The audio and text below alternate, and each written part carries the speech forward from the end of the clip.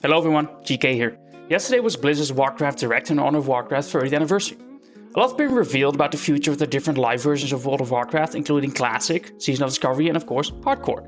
I feel called upon to share some of my thoughts about what's been revealed for Hardcore in particular. I think I speak for many of us in the Hardcore community when I say that Blizzard has not really listened to what the community has been asking for quite a while. For the past couple of months and probably even longer, the Hardcore servers have been pretty unbalanced, and on the EU side in particular. In EU, there's been an incredible imbalance between factions on both Stitches and the Crush. Most people in the EU play on Stitches, which is filled to the utter brim with Alliance players, as you might as well say there is no Horde population on Stitches. That's how bad it is, aside from being the biggest Hardcore server in the EU in general. So what if you want to play a Horde character on the EU side? Well, then you'd better go to the Crush.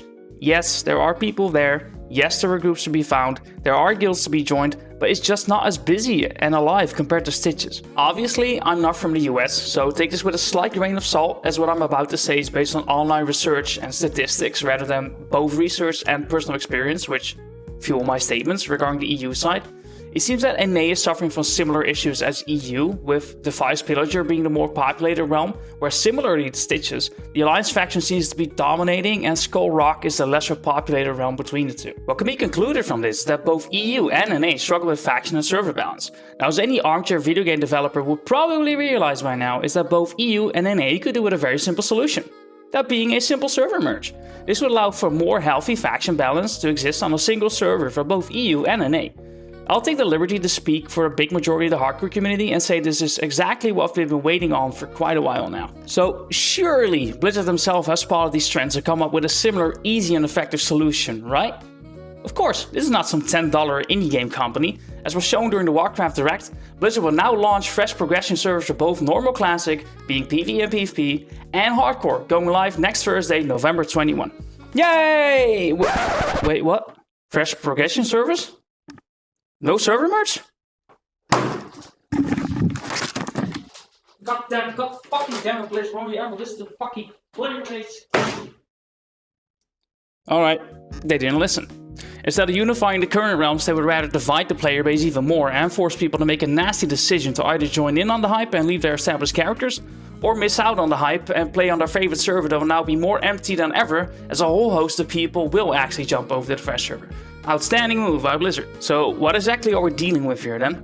I quote from a blue post. For the first time ever, new anniversary hardcore realms will progress through the classic era phases of content.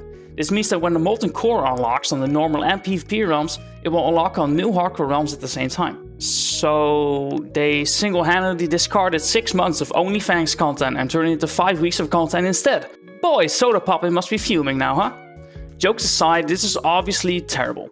Both NA and EU are getting a single new fresh hardcore server that progresses through the phases in the same pace that the fresh normal classic servers do.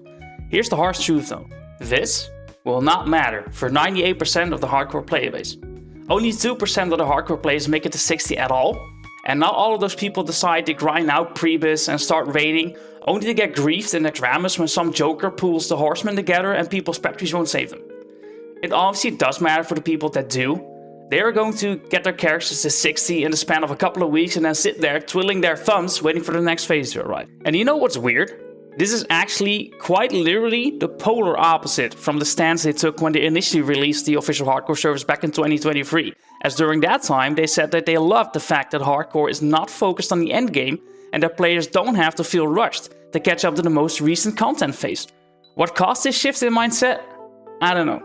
Besides that, a lot of people were seemingly convinced that all of these servers, including the hardcore ones, were going to transition into classic Burning Crusade at the end of 2025. It was later clarified in the blue post that this was not the case for the hardcore servers. I honestly believe that this was the right move, no matter the amount of complaining about this that's going on Reddit and Twitter right now. Hardcore Burning Crusade makes no sense. Leveling from 1 to 60 in a Burning Crusade is way easier than it is now, basically reducing the risk of death to near zero. And besides that, the Burning Crusade raids are substantially harder than the OG Classic raids. Not even just that, but there is not enough content to go through from level 60 to 70.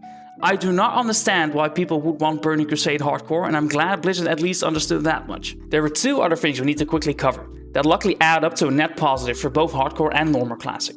Per the launch of the new servers, Blizzard will introduce the LFG tool from retail that allows people to search and join groups for whatever dungeon, raiding, or open world content they're looking for. Admittedly, most people are already using the LFG bulletin board add-on for this, but it's a good addition nonetheless. Lastly, and I'm really happy about this, GDKPs are banned on all fresh servers. This is a huge W, and I have nothing negative at all to say about it. So what does this all boil down to? A lot of doom posting on Reddit. While I would say that overall the hardcore community is negatively impacted by not getting a server merge and getting a fresh server instead, we're not doomed quite yet. Fresh servers do tend to generate a lot of hype in the WoW community and could be a factor to push people to try hardcore. And in my book, the more attention hardcore gets, the better. Any newcomers to hardcore don't really have to be afraid to try out hardcore, as when the character dies, they can just transfer to one of the fresh normal classic realms, which will transition to Burning Crusade later on. Meaning they can still progress on that one character they've grown so attached to. What I do have to address though is the fact that I'm a self-found player, and I always have been. I do not interact with the auction house until level 60, which is when I go raiding. I realize that I'm part of a minority and that the majority of hardcore players do not use the self-found mode and do actively engage in trading and using the auction house. This means that some players will have to either hold on to their accumulated wealth on the current servers or toss it aside and generate it all over again on the fresh server. Well, I do understand that sucks for the people that have worked hard to accumulate some kind of wealth on the current hardcore servers. I personally kind of wish that Blizzard would just force people into self-found until level 60.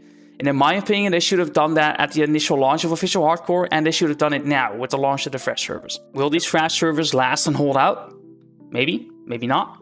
What I could see happening is that after all the content phases have rolled out, Blizzard might merge all of the currently existing hardcore servers with the fresh hardcore server to create a big mega server on both EU and NA side, which would still grant us what we've been asking for. But they didn't listen now, so will they listen then? Maybe? Probably not. So what do I plan to do? It's uncertain whether the fresh hardcore servers will last or not, so for the upcoming week I will just keep playing my characters on EU stages in the Crush until the launch of the fresh hardcore servers on the 21st. I still like the idea of running around with a bunch of low-level people on a fresh server, and besides, I'm a self-found player anyway, so I'm not impacted by any loss of gold or items.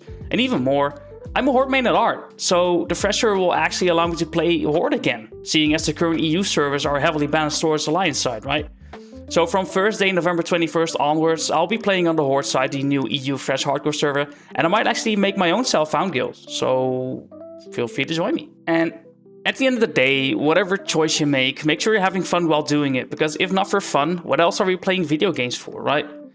In case I missed anything vital in this video, let me know in the comments down below, and don't forget to like the video if you did indeed enjoy it. If you want to follow me on my hardcore WoW journey, come visit me at twitch.tv/goodnightstv, where I live stream nearly every day. I'm currently on the challenge to get all class to 60 and to try and get the achievements from the hardcore WoW add-on while we're at it. Either way, have a grand day, and I'll see you next time. GK out.